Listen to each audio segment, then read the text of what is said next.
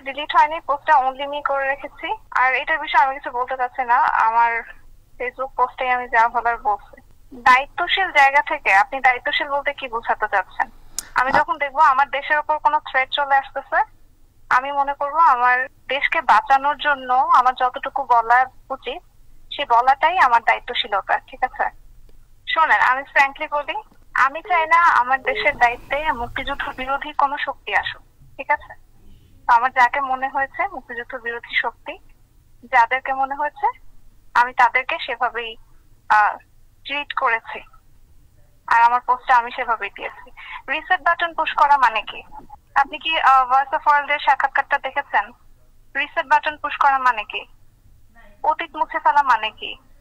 আমাদের মুক্তিযুদ্ধ হচ্ছে মীমাংসিত সত্য, আমাদের জাতির পিতা বঙ্গবন্ধু, এগুলো সবই মীমাংসিত সত্য। রিসেট বাটন পুশ করে সব অতীত মুছে ফেলা, এটা মানে কি? এটা তো তাহলে আমি তো মনে করি যে আসলে মুক্তিযুদ্ধের বিরোধী শক্তি আমাদের দেশে এখন গভর্নমেন্ট হিসেবে আছে। তো আমি আমি আমার মনে হচ্ছে যে আমার দায়িত্বশীল জায়গা এটাই যে আমার দেশকে বাঁচাতে হবে। এর জন্য আমার পক্ষ থেকে যতটুকু বলা, আমি একজন সাধারণ মানুষ, সাধারণ মানুষ হিসেবে আমার যতটুকু বলা, আমি যদি এই পজিশনে নাও থাকতাম আমি এটা সেম পোস্টে দিতাম। ঠিক আছে, ব্যক্তি ব্যক্তি উর্মি এসব বিভিন্ন পরিচয় করার দরকার নাই।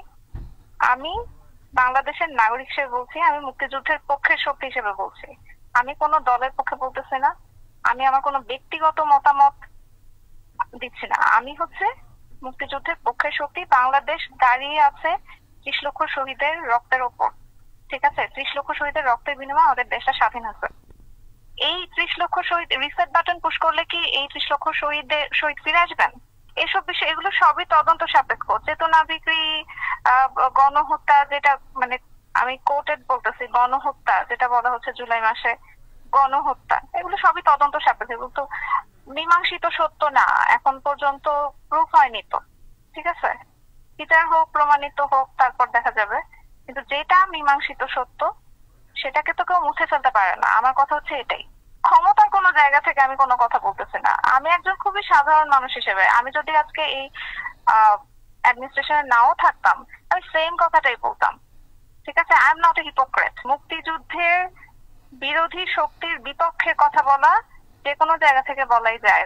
ঠিক আছে, এর জন্য যদি আমার চাকরি চলে যায় এটা আমার কোনো সমস্যা নাই, কিন্তু আমি মুক্তিযুদ্ধ বিরোধী শক্তি হইতে পারবো না, এটা সম্ভব না। আমি হিপোক্রেট হতে পারবো না।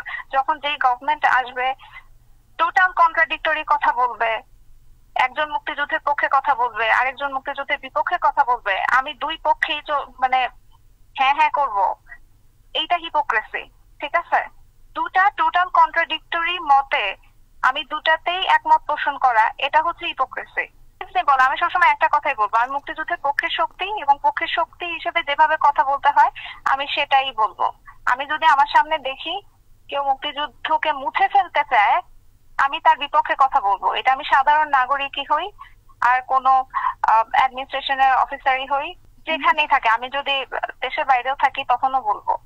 আমি কিভাবে বুঝতে পারছি মানে এটা এটা তো আসলে প্রশ্ন না, আপনি কনভারসেশন দেখলেই তো বুঝতে পারবেন।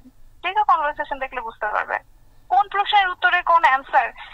এরপরে যদি ভাঙায় বলা লাগে তাহলে তো আসলে কিছু করার নাই, সবকিছু ভেঙে ওয়ার্ড দিয়ে সব কি বলো এক্সপ্রেস করা যায় না। এটাই কি বলেন তো, অনলি মি করার কি একটাই কারণ থাকতে পারে? আপনি বলেন পারে কেন করেছে, দ্যাটস নট রেলিভেন্ট। যেখানে কারো দোষর কারো কিছু না। আমি মুক্তিযুদ্ধের পক্ষের শক্তি, এখন মুক্তিযুদ্ধের পক্ষের শক্তি বললে যদি আপনারা বা কেউ যদি এভাবে জাজ করে আমার কিছু করার নাই। আমি আমি অলওয়েজ বলবো মুক্তিযুদ্ধের পক্ষে শক্তি। মুক্তিযুদ্ধকে আমি যদি একটা থ্রেটেনিং পর্যায়ে দেখি, কেউ থ্রেট হিসেবে দাঁড়িয়ে যাচ্ছে, মুক্তিযুদ্ধ ইতিহাস মুছে ফেলতে চায়, জাতির পিতাকে মুছে ফেলতে চায়, জাতির পিতার অবদান অস্বীকার করতে চায়, 15ই আগস্ট অস্বীকার করতে চায়, ধানমন্ডি 32 নম্বর অস্বীকার করতে চায়, পুড়িয়ে ফেলতে চায়, আমি তাদের বিরুদ্ধে কথা বলবো। আমি যেই জায়গায় থাকি না কেন, এখানে তো কারো দোষর এই ইয়াগুলো আসবে কেন? মানুষের কি মাথায় বুদ্ধি নাই নাকি? এখানে বঙ্গবন্ধু কোনো আওয়ামী লীগের নেতা না, বঙ্গবন্ধু হচ্ছে সারা বাংলাদেশের মানুষের নেতা। জয় বাংলা হচ্ছে সারা বাংলাদেশের মানুষের স্লোগান। ঠিক আছে, এটা মুক্তিযুদ্ধের সময় স্লোগান, এটা বাঙালির স্লোগান।